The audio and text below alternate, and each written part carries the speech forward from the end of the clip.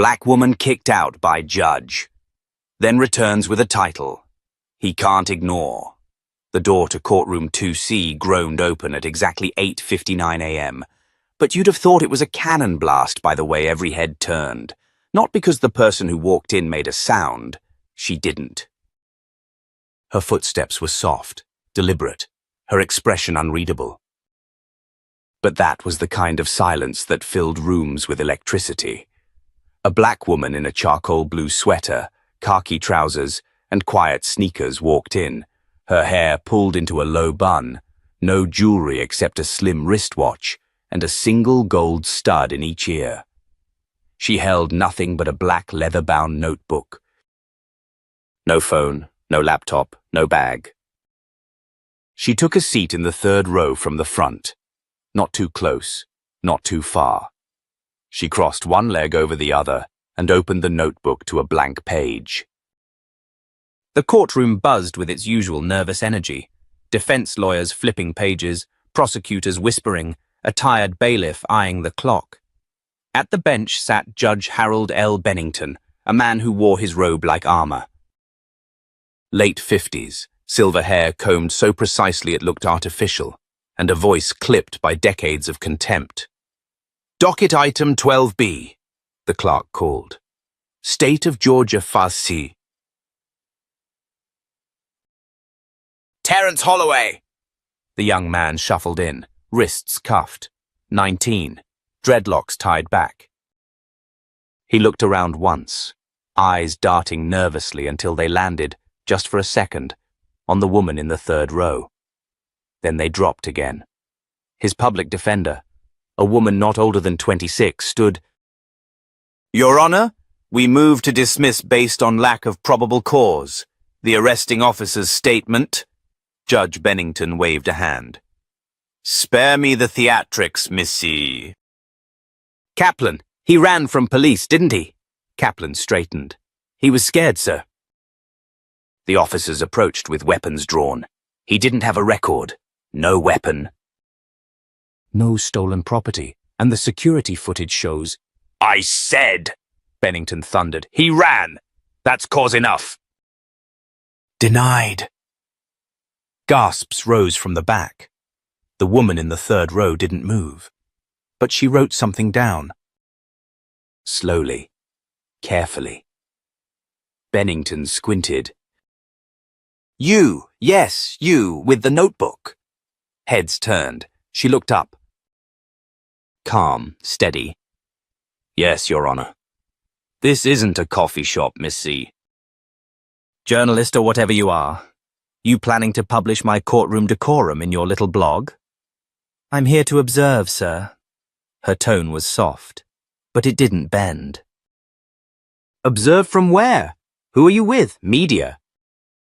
Defense? No, I'm here on my own. Well, we don't allow distractions. Take your activism somewhere else. Court adjourned for 5 minutes while this gets sorted out. Murmurs echoed. The woman stood, closed the notebook, and said nothing. She didn't argue, didn't protest. Just walked to the door like it was exactly what she expected to happen. And that's what made it worse. Bennington watched her go, lips pressed in smug satisfaction. She walked past the security guard, past the hallway lined with outdated plaques, past the city seal, and into the cold air. Outside, she didn't pause. She kept walking until she reached the corner of Pryor and Garnett. Then, she turned left, opened the glass door of a nondescript building with peeling paint, and climbed to the 3rd floor.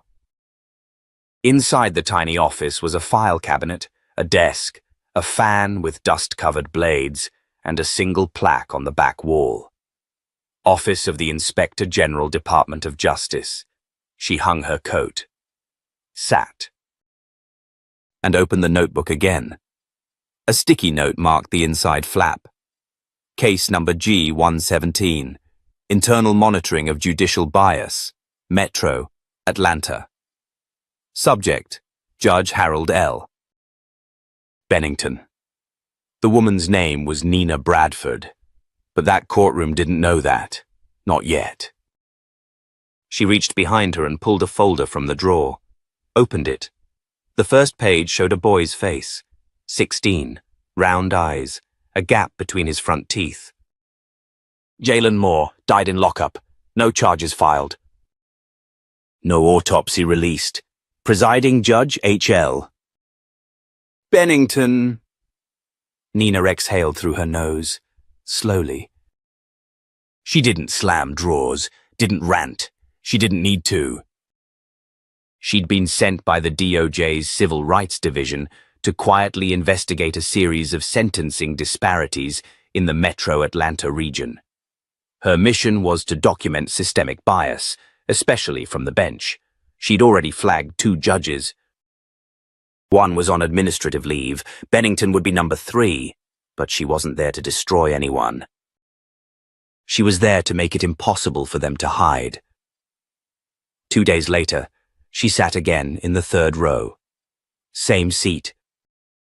Same sweater. This time the notebook was half full. Bennington entered. Saw her. Paused. You again? Yes, Your Honor. Didn't I tell you weren't welcome? You told me to leave. You didn't say I couldn't come back. He leaned forward.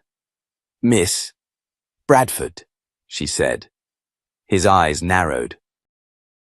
Are you trying to intimidate the court? No, Your Honor. I'm here to make sure the court is worthy of respect. The bailiff looked from one to the other, uncertain whether to intervene, but Bennington waved it off. Let's just proceed. The next defendant entered, a Latina mother of 3, shoplifting charge. A few groceries, diapers. The judge didn't ask why. 60 days. No diversion. No community service. Nina wrote something down. Bennington saw, and didn't say a word. The gavel fell, but for the first time, it sounded more like fear than finality. Outside, Nina stood by the courthouse steps. A woman approached her, thin, late 30s, eyes tired. You came back, she said. I did. I saw what he did to you. Thought they'd banned you. No, Nina said quietly. They just hoped I wouldn't return. The woman nodded slowly. My brother's up next week. Same courtroom. If he says something smart, they'll call him disrespectful. If he stays quiet, they'll say he's cold. Nina met her gaze. Then maybe someone needs to stay in the room this time. That night, back at her office, Nina opened her laptop.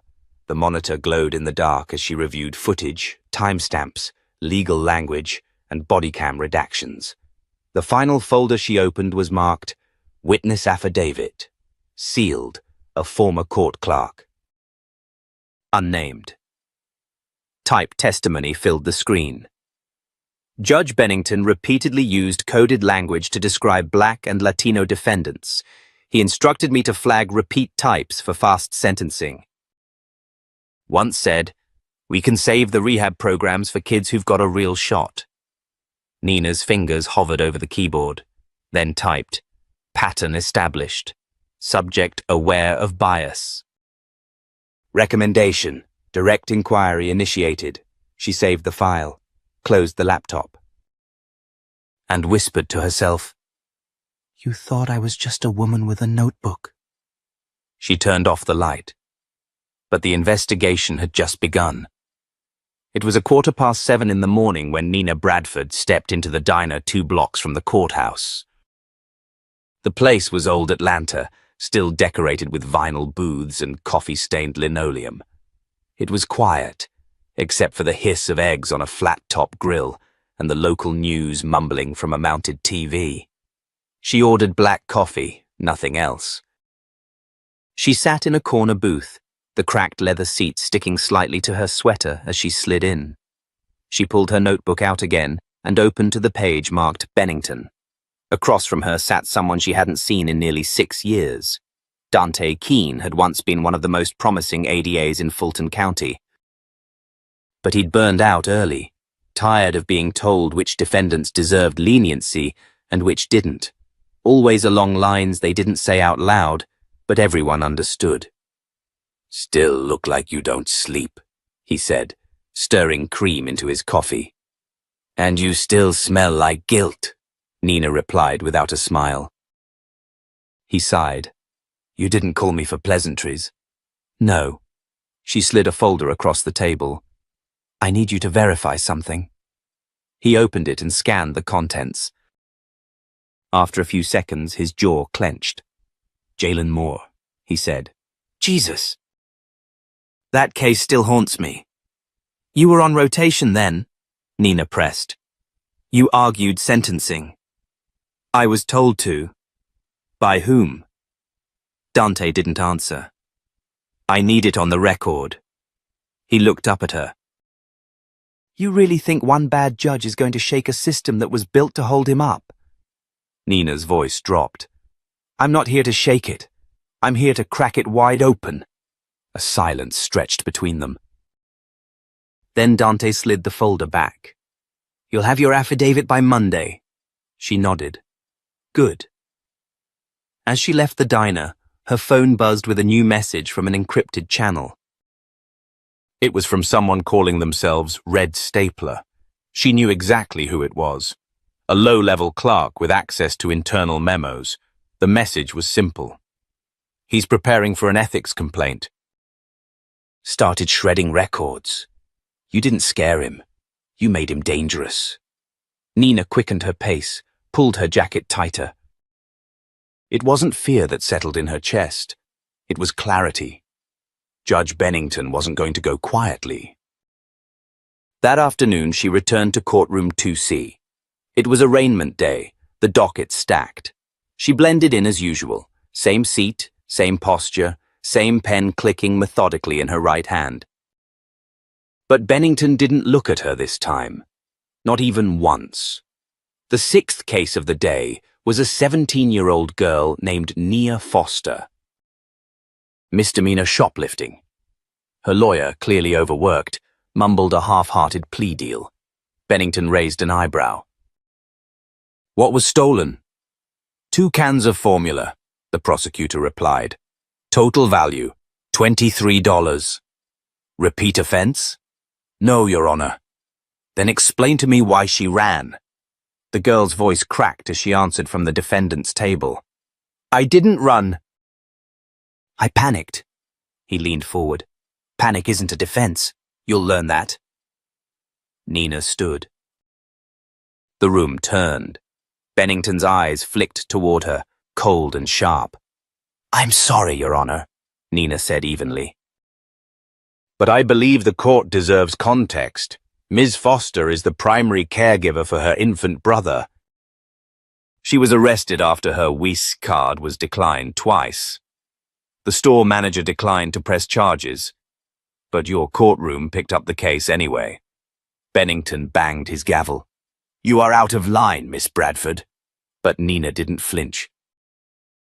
"I'm not interfering.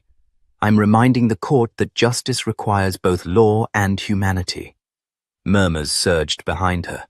Bennington's face reddened. "You will not use this courtroom as your soapbox." "I'm not here to perform," Nina replied. "I'm here because the public has a right to see whether your court applies fairness or just tradition." He slammed the gavel again. "Remove her." The bailiff hesitated. Nina calmly reached into her coat pocket and withdrew a small leather wallet. She opened it slowly, revealing a badge that glinted under the courtroom lights. Office of the Inspector General. Department of Justice. "I'm here under federal authority," she said. "You can ask for a recess. Or you can explain why you're charging a hungry girl with theft over baby food." The silence was nuclear. Bennington's hand hovered over the bench. He didn't lower the gavel this time. "Case dismissed," he muttered.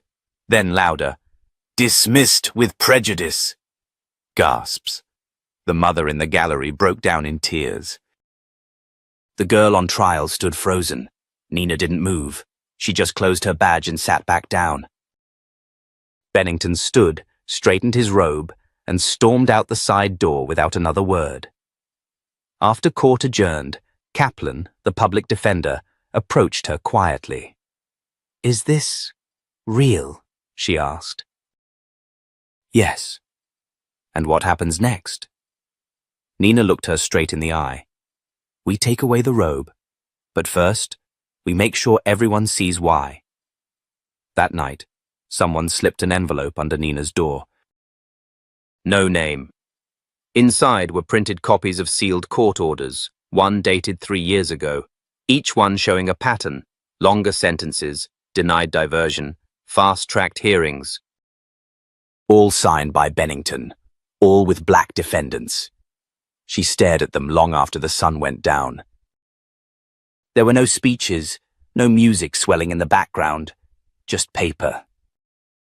Ink and truth. And that, Nina knew, was how real change always starts. Not with fireworks, but with evidence, and a woman who refuses to leave the room. It was just after midnight when Nina parked her car in the gravel lot behind a shuttered post office outside of Atlanta. The streetlights buzzed faintly. She checked her rearview mirror twice, then once more. The folder on her passenger seat sat like a weight: affidavits, redacted emails, and the latest piece, a leaked memo from the county's Judicial Oversight Committee.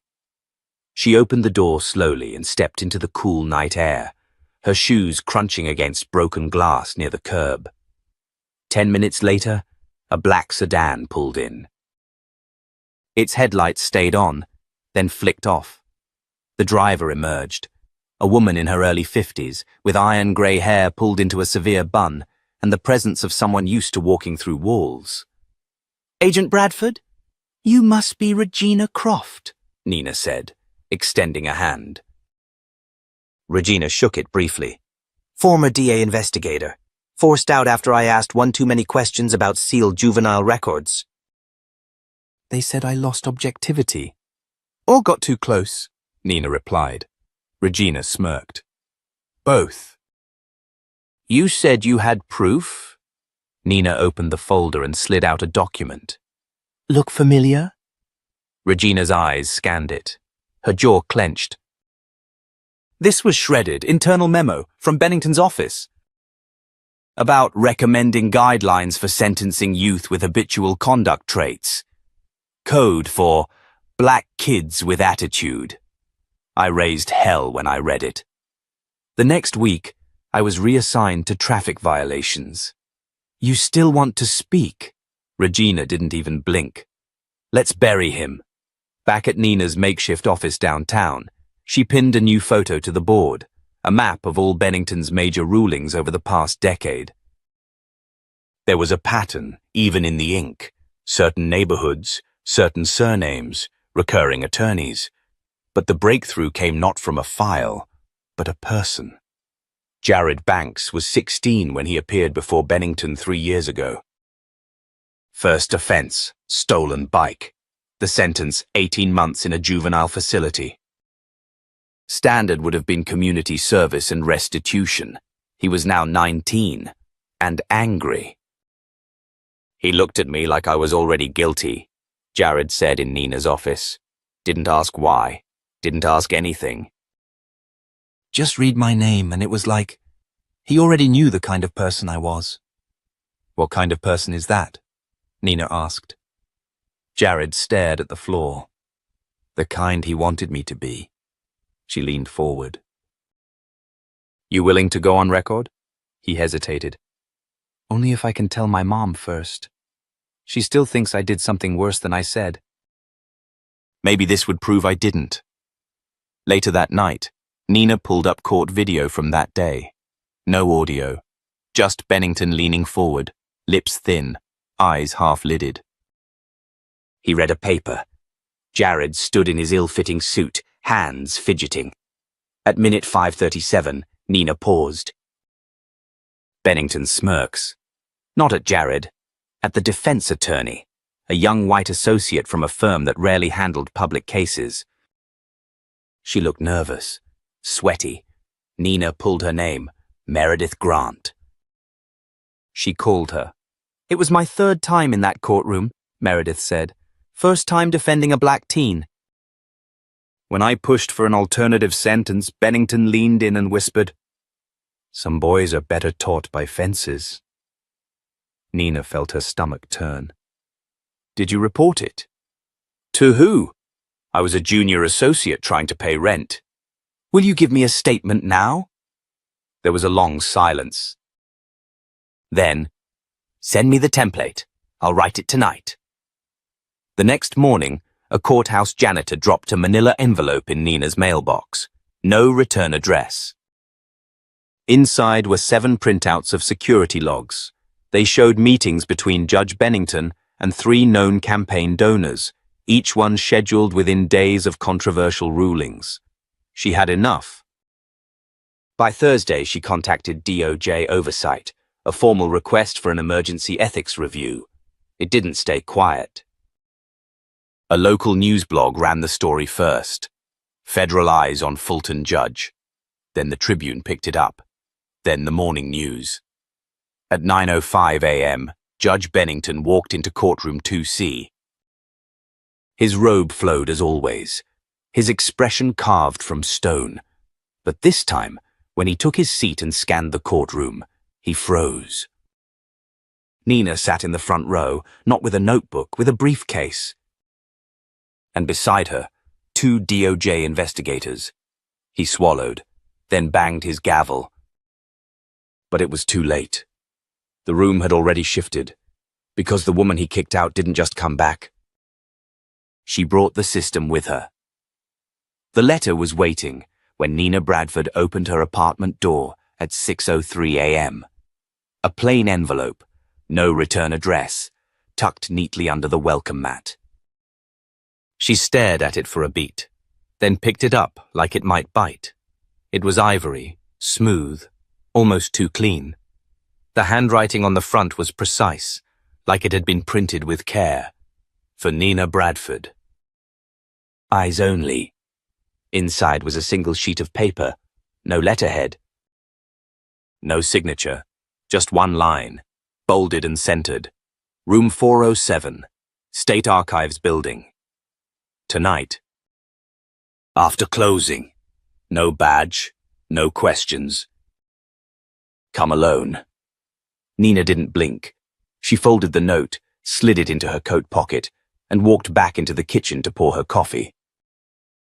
Whatever this was, it wasn't a threat. It was a signal. That night she approached the State Archives building from the West Alley, under the low-hanging shadow of the old courthouse dome.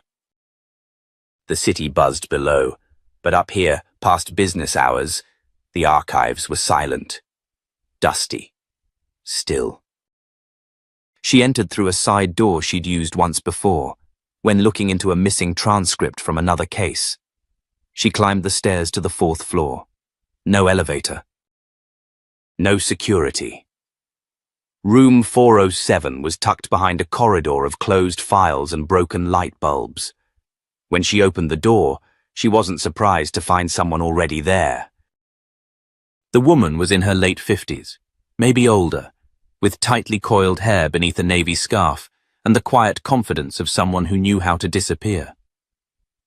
"You're late," she said without turning. "I wasn't aware we set a time," Nina replied, shutting the door behind her. The woman finally looked up. Her eyes were sharp, but her smile was faint. "Janice Ray." "Former records analyst for Fulton County." Nina nodded. "You used to manage the court's evidence archive. I know your name." "You left 6 years ago?" "Retired, technically," Janice said. "More like nudged out. Asked too many questions about sealed juvenile cases. Records that shouldn't have vanished, but did." She gestured to a stack of folders laid out across the metal table like contraband. "These never made it into the digital archive, but I knew what I saw.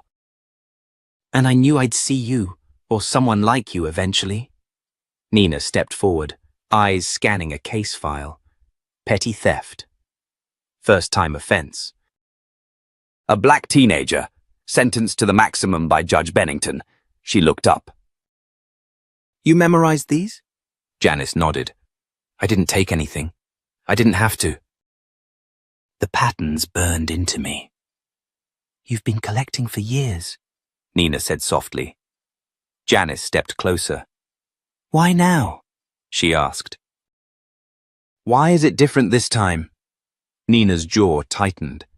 Because I'm not here to build a case file. I'm here to make it public. And people like Bennington only fear two things: exposure and accountability. Janice's voice dropped. Then let's give him both. Later that night, Nina spread the new files across her apartment floor. Names.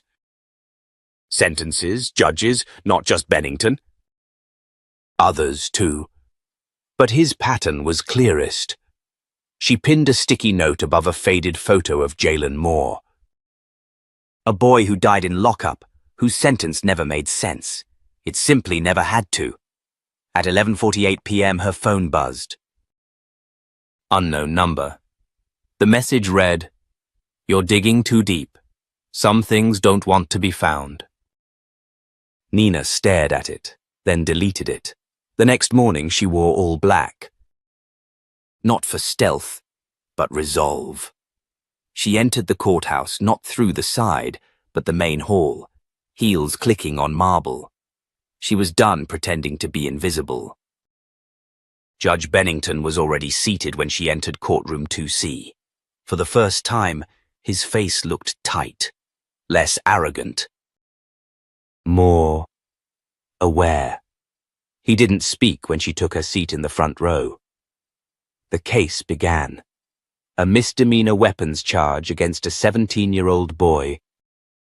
The kind of case that usually got a plea deal. Not today.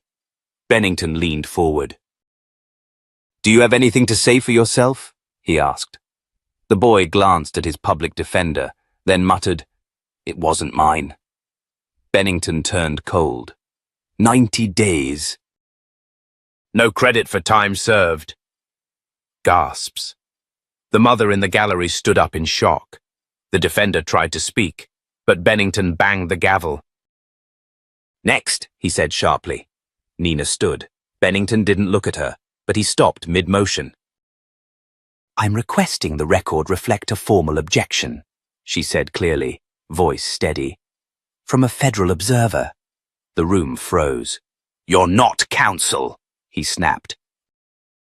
"No," Nina said. "I'm oversight." She reached into her jacket and pulled out the same badge. DOJ seal. Gold and blue. The room didn't gasp this time. They stared. "I am submitting a request to suspend discretionary rulings in this courtroom pending investigation," she added. Bennington's face drained of color. "You have no authority to interrupt these proceedings," he said, voice shaking now. "No, sir," Nina said, "but the Justice Department does." She handed a sealed envelope to the bailiff.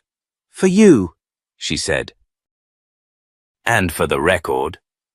The courtroom was silent. Bennington stared at the envelope like it had fangs, then stood. "Court is in recess."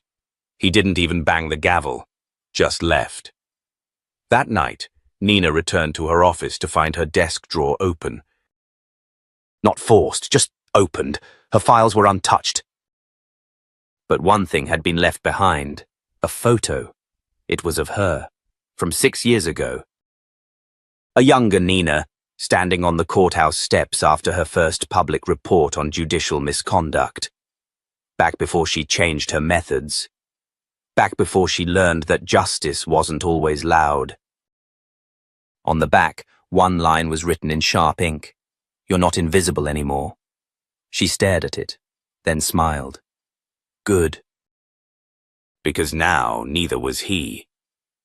By the time Nina stepped into the elevator at the DOJ's Southeast Regional Office, she had already listened to the voicemail 3 times. It wasn't the words that made her stomach knot. It was the voice behind them. Calm. Measured. Too calm. "Agent Bradford, we need to speak in person. Immediately." "Come alone." She arrived on the 8th floor and was met by a man in a pressed grey suit. Deputy Director Ellis Polk, older than she remembered. The same clipped tone, like everything he said could double as a warning. He gestured her into the conference room without a word. Inside sat 2 other agents she didn't recognize, and one woman she did, Bethany Sloan, internal counsel.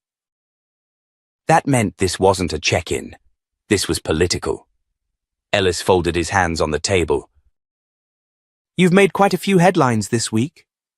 "I didn't write any of them," Nina replied. "But you lit the match." Bethany leaned forward. "We're fielding calls from state judicial committees, ethics boards, even the governor's office. They're accusing your unit of overreach." "Are they accusing me of lying?" Nina asked flatly. Silence. "I didn't think so." Ellis exhaled.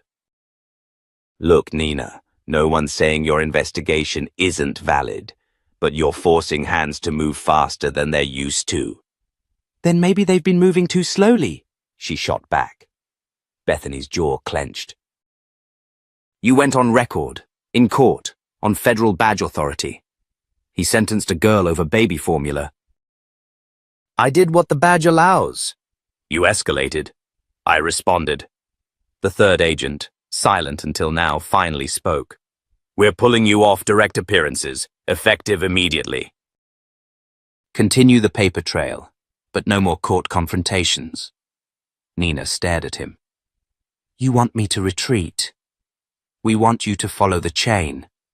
She stood. "The chain doesn't lead to justice. It leads to cover." Ellis rose too. "This isn't optional."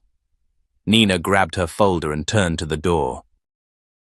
Before she left, she said, "If I have to choose between following protocol and stopping Bennington from destroying more lives, I'll choose the kids. Every time." She didn't slam the door, but she didn't look back either. By 5 p.m., every contact she trusted was calling. Former clerks, defense attorneys. Even Dante Keene. "You stirred the wrong hive," he said on speakerphone while Nina drove. "They're coming for your clearance." "Let them. They'll spin it as an emotional agent going rogue. Then I'll spin it back as a federal system that protects itself before it protects citizens." "You'll lose your badge." "Maybe," Nina said. "But he's going to lose his bench." That night, she moved her files to a secure off-site location. A storage unit in the basement of an old library building. No cameras. No keypad, just analog locks and shadows. Inside, she began cataloging every affidavit, timestamp and court transcript into a final master file. DOJ Case Review, HLB 2023. But halfway through, her phone buzzed. "Unknown number, 1 line. We know where you live." "Be smart." She froze, looked around. The unit was sealed. The hallway still. She didn't respond. She pulled the backup phone from her duffel bag and texted her contact in Cyber Division. "Trace incoming pings. Prioritize threats. Don't alert main servers." By midnight, she was back at her apartment, but not alone. 2 marshals from the Threat Management Unit now sat in unmarked cars across the street. She didn't ask for them, but someone high up had sent them anyway. The system wanted her quiet, but someone else wanted her alive. The next morning, courtroom 2C was unusually full. Spectators, reporters, even 2 representatives from the Southern Legal Accountability Coalition. And Nina? She wasn't in the gallery. She was in the clerk's office, hand-delivering an affidavit from Meredith Grant, the young attorney who had once represented Jared Banks. In it, Meredith swore under penalty of perjury that Judge Bennington had made prejudicial statements during sidebar. The clerk didn't even blink. They'd seen enough to stop being surprised. Back in the hallway, a woman approached Nina, holding a toddler on her hip. "Excuse me," the woman said. "I saw you on the news." "You were the one who spoke for the girl who took formula." Nina nodded. "Yes. She's my cousin." Nia. They let her go. I know. I just wanted to say thank you. Most people don't come back after being told to leave. Nina smiled, soft and real. That's how they keep the room the same. By hoping we don't. Just then, a court officer emerged from the judge's chambers. He scanned the crowd, then walked to the bench and whispered something in the bailiff's ear. The bailiff stood. All rise. But the door didn't open. A beat, then another. And then, quiet murmurs. The judge wasn't coming. Instead, a different voice filled the room. Court will be recessed pending emergency review by the State Oversight Committee. Gasps, confusion. And in the middle of it all, Nina stood still, calm, as heads turned toward her. Bennington was under review, effective immediately. His gavel would rest, at least for now.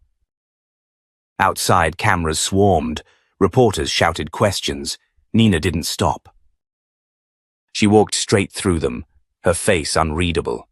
Not because she didn't care, but because caring too early would break her focus. There was still a long road ahead. The system had flinched. Now she had to make it fall. The storm didn't wait. Within hours of the court's announcement that Judge Harold L. Bennington would be placed under emergency review, media vans circled the courthouse like sharks. CNN picked it up by the 6 p.m. hour. Federal oversight triggered in Georgia judge case. Is this the start of a reckoning? Nina watched it from the corner of her office, arms crossed, while her phone lit up with texts, emails, and warnings. But it wasn't the news that worried her. It was the silence from the DOJ. 3 missed calls from Deputy Director Polk. 2 from Internal Counsel Bethany Sloan. She hadn't answered any of them. At 9:17 p.m., her secure line rang again. This time she picked up. You need to come in, Polk said, his voice low and tense. Now. Why? They're calling a special session. Disciplinary board, tomorrow morning. They're reviewing your field authority and possibly suspending your status pending investigation.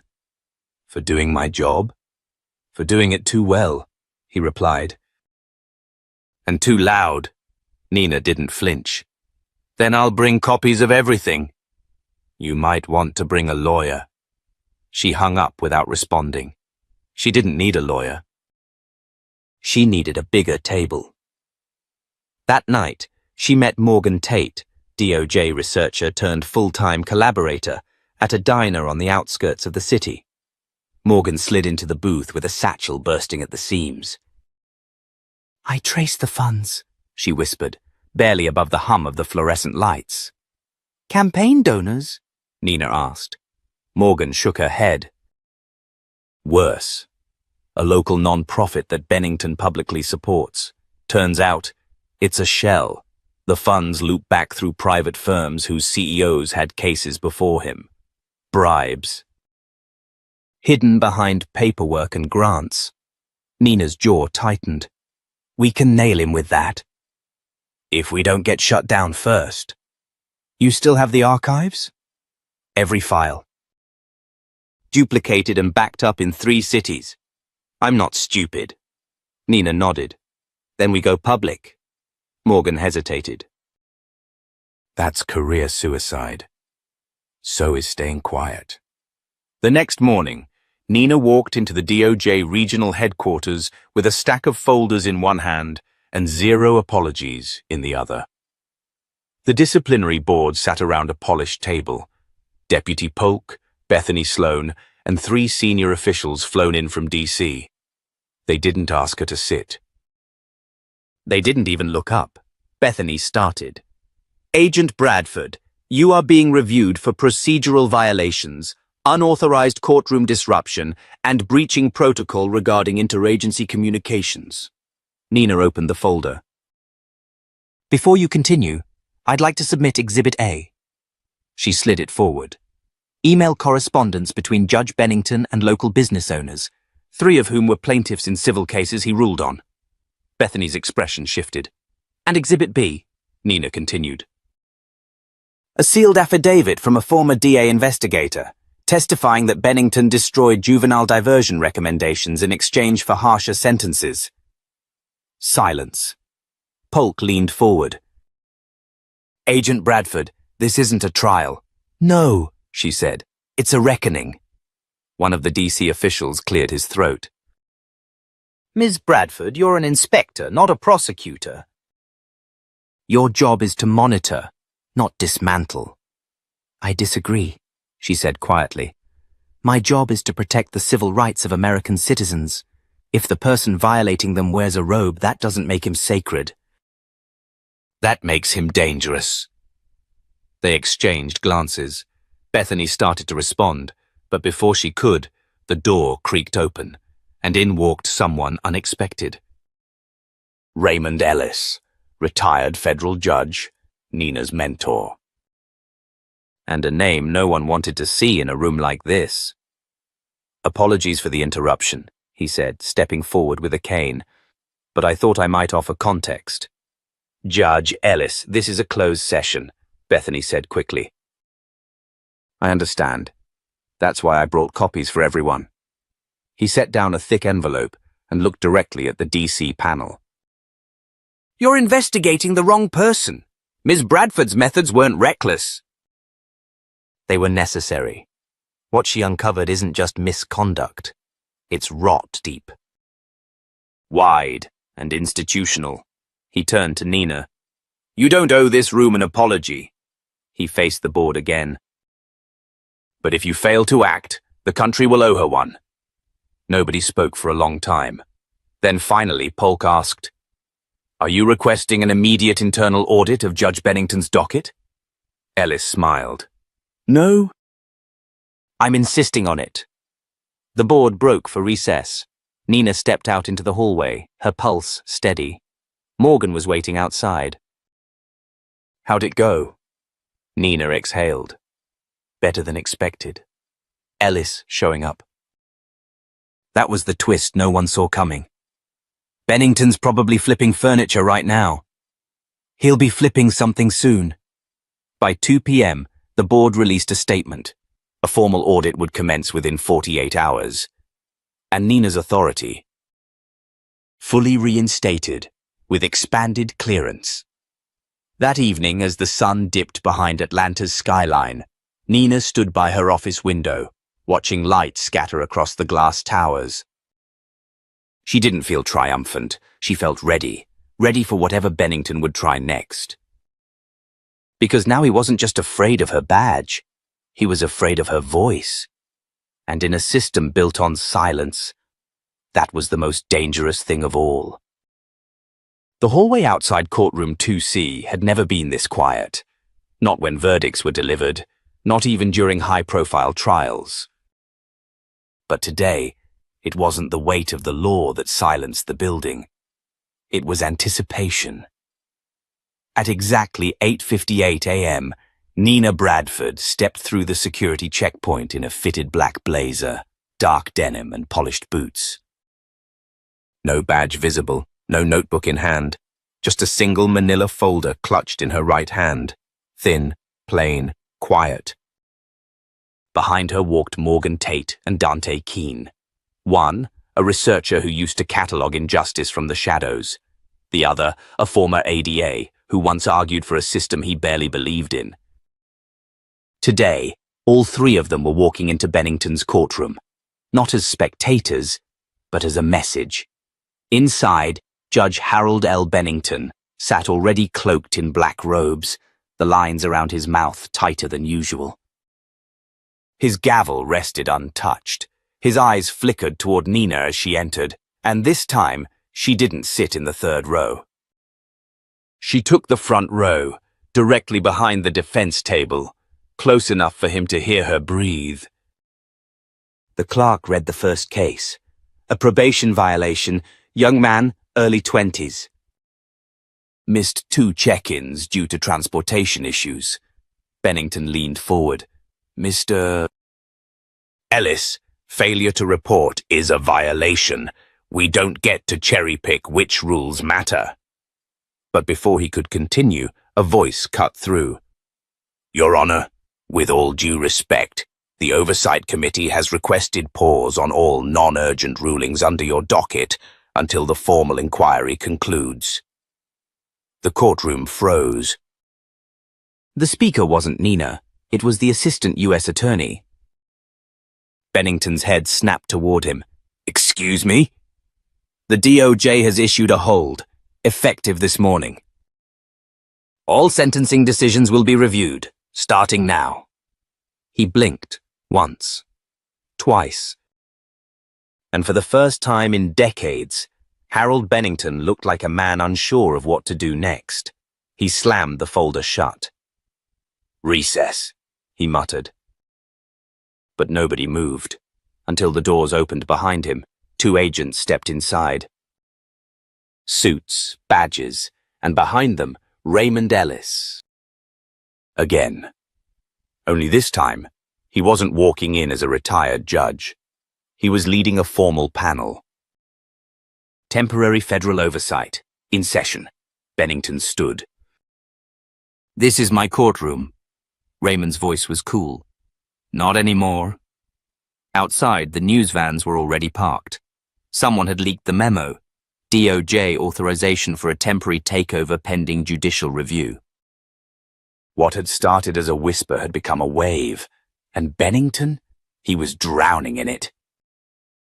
Back inside the building, an emergency hearing had been scheduled.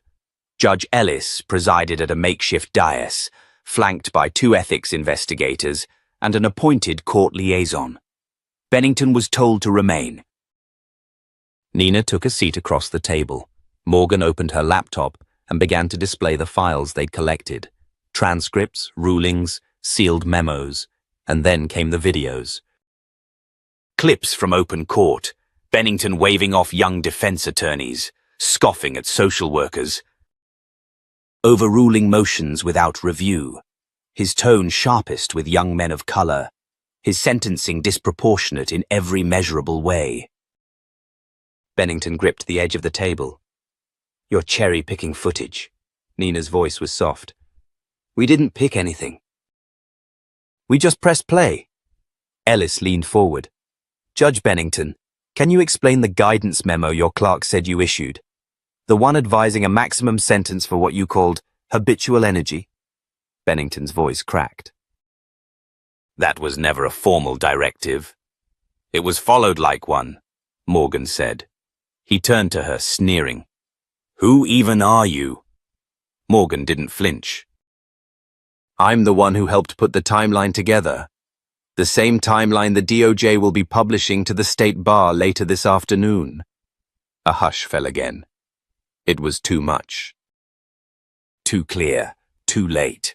By noon, Ellis stood and announced an interim decision. All new cases under Judge Bennington's purview are to be reassigned. Effective immediately, Judge Bennington's docket is suspended pending a full investigation. Bennington didn't speak. He just stood slowly. And walked out, not in defiance, in defeat. That night, outside the courthouse, Nina didn't speak to the press. She didn't need to. But one reporter called out, Ms. Bradford, what does this mean for the community? She paused and answered, not with rhetoric, but with truth. It means the room is finally listening. Then she walked away. The street was still buzzing with camera lights, chatter, the sound of a city beginning to turn its attention inward. But Nina didn't stay for it. She had more work to do. Back in her office, she sat down at her desk, opened the folder with Bennington's name on the front, and added one last page. Final note. Systemic patterns confirmed. Immediate impact achieved. But lasting change still pending. Because this wasn't just about removing one robe. It was about pulling back every curtain and reminding the next person who stepped behind that bench, the world is watching now, and this time, we're not leaving the room. The morning after the suspension of Judge Bennington felt different. not just inside the courthouse, where his nameplate had been quietly removed from courtroom 2C, but across the city. Something unspoken had shifted. It was in the way clerks greeted each other, a little less guarded. It was in the way defense attorneys held their heads higher. It was in the way people looked at the bench, not as a throne, but as a seat that needed to be earned. Nina Bradford stood on the steps of the same courthouse that once tossed her out like an uninvited guest. She looked up at the columns, then down at the growing line of people entering for arraignment hearings. Some recognized her now. Some nodded, some simply watched. She wasn't famous. But she was known.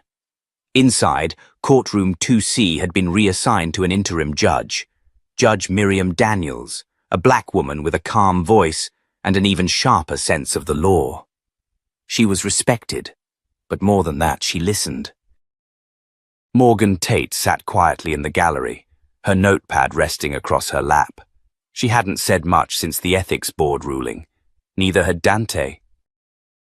Both of them seemed to carry a fatigue deeper than the one that came from long nights and high-stakes decisions. It was the ache of people who had stared into the rot and still chosen to clean. But the biggest surprise that morning didn't come from the bench. It came from the back row. A woman stood slowly during a recess and walked to the front. Grey curls, pressed blazer. Janice Ray, the former records analyst, the one who'd supplied half the evidence that cracked this case wide open. She asked to speak. The judge looked surprised, but allowed it. Janice turned to face the gallery. "My name is Janice Ray," she began. "I used to work in records for this district for almost 3 decades. I saw thousands of cases move through this building like they were on a belt, but I stayed quiet because I told myself that's what systems are for, to keep moving." She paused, her voice trembling slightly. "But we were moving in the wrong direction. And if not for women like Nina Bradford, and people like the ones you don't see behind the scenes, researchers, witnesses, clerks, this courtroom would still be handing out injustice wrapped in legalese." Murmurs rippled. She held up a file. "These are the last sealed documents I'm turning over. The rest are with DOJ now, because it's time." Then she stepped back down. No applause. Just respect. Later that afternoon, Nina met with Raymond Ellis in a small cafe off Decatur Street. He was sipping black tea and reading the editorial in the paper's opinion column. "The Woman with the Notebook," the headline read, "How One Voice Rewrote the Rules of the Room." Raymond looked up. "They got your good side." She smirked. "There is no good side, just the side that doesn't blink." He folded the paper. "And now?" "What happens to the robe?" She didn't answer right away. Then, "I don't need it." He tilted his head. "You're turning down the bench?" "I don't want to sit." "Not yet. I want to keep walking." "Doing what?" "Showing people the door's always been cracked open. They just didn't know they could push." The next week, DOJ launched a new initiative in Atlanta, a watchdog unit led by civilians, clerks, attorneys, even former defendants. The name of the pilot program, Clear Bench, and the person tapped to direct it. Nina Bradford. At the press announcement, she stood in front of a mic, no badge, no fanfare, just her voice and a city beginning to believe again. "Justice doesn't just live in a courtroom," she said. "It lives in our stories, in our presence, in our willingness to return when we're told to leave. What we've built here isn't perfect, but it's proof that the system can be challenged and changed by those it tried to silence." A beat. Then she leaned forward. "Don't wait for someone else to walk in. Be the one." The crowd stood. Later that night, back in her office, Nina closed her files for the last time. On the desk sat the black notebook she had carried all along. Worn edges. Folded corners, full of the names of people who had been dismissed, silenced, erased. She wrote one last sentence. Every room changes the moment you decide you belong in it. Then she stood and left it open on the desk for whoever came next. Outside, the city lights blinked on one by one. And the courthouse? It didn't feel like a fortress anymore. It felt like a place that could listen. If this story gave you chills, hope, or maybe just made you sit a little straighter, hit like, share it with someone who still believes in justice, and subscribe to our channel. Stay watching. Stay walking. Stay loud even in your quiet.